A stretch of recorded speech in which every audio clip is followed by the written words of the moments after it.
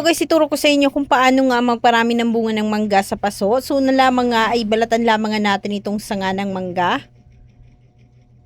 At pagkatapos nga natin itong mabalatan ay pahiran lamang nga natin ito ng sibuyas. At maglagay lamang nga tayo ng sibuyas dito nga sa lupa. At lagyan din nga natin ito ng pipino. At pakalagay nga natin dito ng pipino ay lagyan natin ito ng itlog. At saka natin ilagay itong sanga ng mangga. At pagkatapos nga itabunan na nga natin ito ng lupa. At pagkatapos buhusan lamang nga natin ito ng soft drinks. At sunod nga dito ay itabi lamang nga natin ito. At antayin lamang nga natin ito ng 15 days. At after 15 days nga, ayan, ito na nga siya. So bunutin muna nga natin ito dito sa lupa. Para makita nga natin kung ano nga ang naging resulta niya. Ayan.